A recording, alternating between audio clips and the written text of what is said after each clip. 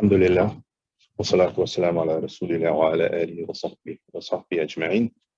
So, mashallah, we'll start with the Unwaan, but first, my apologies, my personal apologies. We ran late, a little bit of a technical difficulty, and so your time is important, as is anyone's, and so I apologize for impinging on that time. But alhamdulillah, here we are, mashallah. So we continue with the book, the Unwaan and Hikam. And this is the 22nd verse. It says in translation that whoever seeks counsel from the vicissitudes of time will receive a clear sign about the true nature of life. من استشارة صروف الدهر قام له على حقيقة الطبع الدهر برهان. So whoever seeks counsel from the changes of time will receive a clear sign about the true natures of life. And so it's about reflecting on the signs of the time, this one. But it's not just looking at the news and say, oh, history is repeating itself, or, what conspiracy theory is out there now, so on and so forth. It's actually a Quranic method, right? In the Quran, we're always told to go back and reflect upon the stories of the prophets, the stories of people before, of old, and gain lessons from that.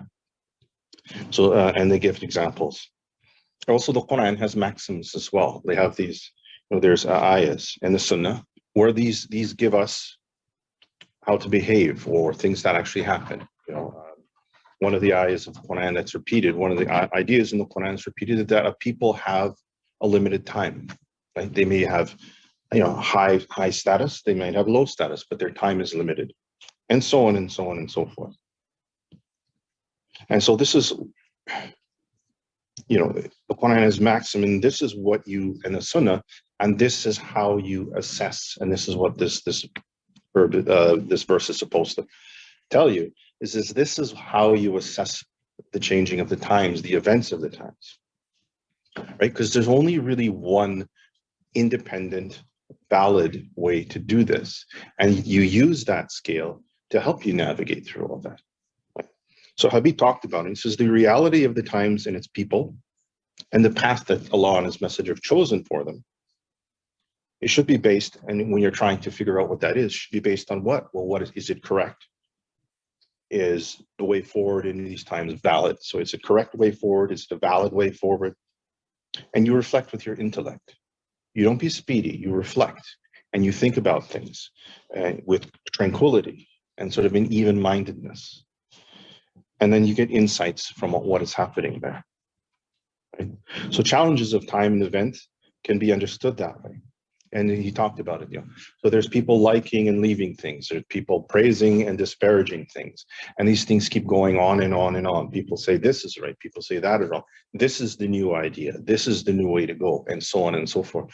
And in our times in particular, there's any number of these things from every direction pummeling us, going and hitting us, right? And it's from the Quran and Sunnah that you can figure out that the different types of evil are evident when going against the Sharia, when people are going Sharia, when people are going just according to their desires, right? So they hate each other, they take each other's rights. There's all types of cheating and so on and so forth. And it's justified in their minds. It's justified in the name of sometimes of very good things, of equity, of a diversity, of security, of prosperity, of safeness, of good education, open-mindedness, and so on and so forth. And all this looks very confusing because it's dressed up with very good titles, right? Very nice titles. So if you go with the Sharia in your rational mind, not with your ego, right? Then it's brought to reign. All these things are brought into reign. And this is the way Habib told us. This is the way, these are the lessons that you get. This is how you get a lesson in the passing of time. What is the scale of the Quran and the Sunnah? What did the messengers say about it? Sallallahu alayhi. What did Allah say about it? Jalla Jalla. What is right and what is wrong is from them. It's perfect. Absolutely perfect in every way. So this is the standard. If you go against this, you'll see the consequences about that in your life to the level of how you go against it. If you completely go against it, the consequences will fire right back at you. and so on and so forth. If you're mixed up and you go a little bit with your ego, then you'll get a consequence from it. And that Habib warned us about that. Right? So the failure to do that, the failure to take that lesson from the time using a proper filter, a proper scale, the failure to do that is where you get the consequences. And we see that everywhere. Right? We see people, and not just in rulings, but in your behaviors.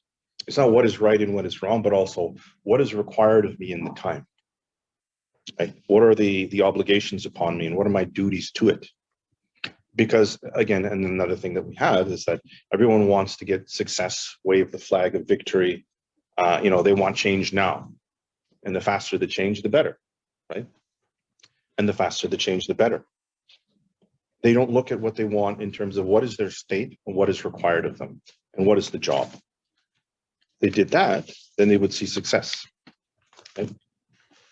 It's like in any team, right? It's the first period, you're down 3-0. You don't say, "Oh, okay, why? I want the game now to win. I want to win the game now." You still have 2 or 3 periods to go, depending on where you are in the game. There's plenty of the game to play, right? Yes. So everyone says they're on the right path, right?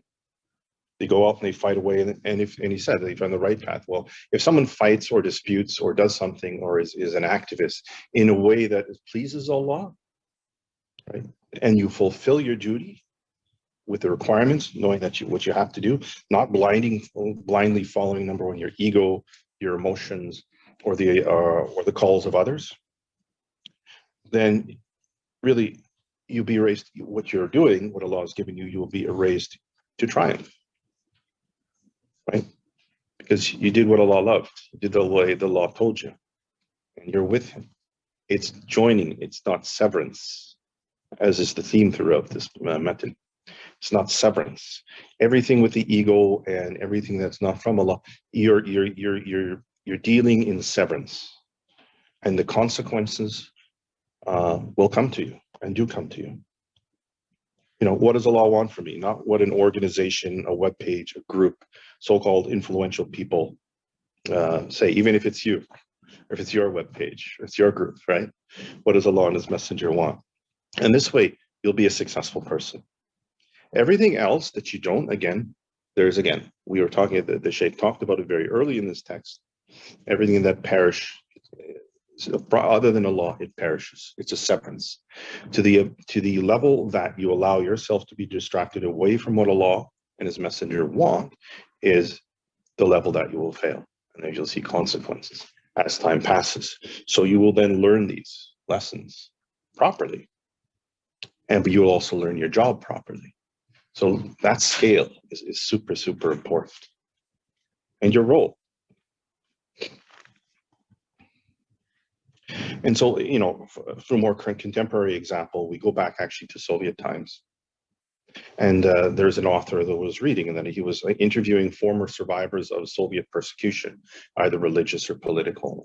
And what they said in our time, and as this time, they're old now, so we see a return back to totalitarianism. And we see a return back to this. And he says, our totalitarianism was by force. Your totalitarian is by psychological manipulation, right? In other words, distraction. Distracting away from what Allah and His Messenger want, in our case. So there's this new theory. And so you have things like identity politics. Civil liberties are now a threat, quote unquote, to security, right? Your identity is now, quote unquote, threat to diversity, and so on and so forth. And any dissent to that is marginalized. It's just thrown away to the side for all these objectives that really have no scale. And so we see the vicissitudes of time. These are happening to people, that they're questioning who they are. They're questioning, their very biology. They're questioning everything, and they're confused, and they're angry, and they don't know what to do. Their families, they don't have families that they can rely to, and so on and so forth.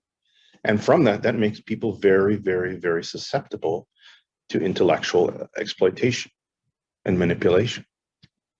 But if they had a scale, they can see the vicissitudes of time and take the lesson to say, this is right, that is wrong. And we will do the way that the Messenger Sallallahu Alaihi Wasallam did to correct this, right? To correct this. Universities are less and less about free thought. It marginalizes dissent. I've never seen in the last year or few that go to universities, I've never seen a more angry, divided, I'll go to mean place like a university now is, right?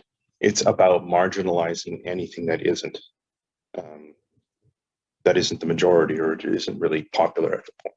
Or whoever doesn't have the microphone. If you don't have the microphone, you're marginalized. And that's supposed to be an institution of free thought. You know, change your name, change your pronoun, change your clothes, change your identity, change your history, change your heritage, change your genetics, change everything, because there's no scale. And then I think contemporarily is the vicissitude of time that we're in. And we have to understand that. And we have a prophet, and he was the beloved of the creator of everything, Jalla Jalal. And they've given us the road to success. You know, times you think everything's going and we're just kind of, you know, sort of like, you know, how do you put it, where we're trying to keep ahead and swim. You remember, you're on it's not a full three periods of the game. You're on the winning team, period.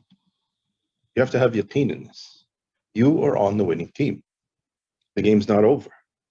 You just need to know what your job is in that time. And your scale is what Allah and His Messenger has given you, and what rightly guided scholars have put forth. It's not that they can't put forth anything new, but they have a scale with which to put forth things that are new. Right? We have probably someone I remember to say, Yasser Qadi, Islam is the last chance for against such and such. I forget what it was, but Islam is the last chance of this against this. So Muslim or non-Muslim, we're your last chance for any type of salvation or any type of clarity. And that's really what's important here. So whoever seeks counsel from the vicissitudes of time correctly, with the right scale, will receive a clear sign about the true nature of life. What really is false? What really is true? What's the way forward? And I think probably I'd be remiss to not mention, there's one work by Habib Abu Bakr al-Adn, Nubdat al-Sughra, right? Where he talks about, he's a scholar in the fiqh of muhawalat, like the fiqh of changes. He's a scholar in the vicissitudes of time, right? And you sit with him and he would talk about things and you're just like, wow. And it's not about, this is what happens to us, therefore we need to push back. This is what happened with it. These are the signs, these are the stages. This is what you're in. These are your requirements. If you just skip to the end of the book and says, okay, this is what you need to do in our time, you'd be so ahead of your game, you'd be so peaceful. If you just skip to the end of the book. Nubdat al-Sughra. A very, very good book. Yeah, it's very interesting. And so on that note, I think that would be just the end of the counsel from this. Again, whoever seeks counsel from the vicissitudes of time will receive a clear sign about the true nature of life. We'll go on to, inshallah, to the 23rd verse next week.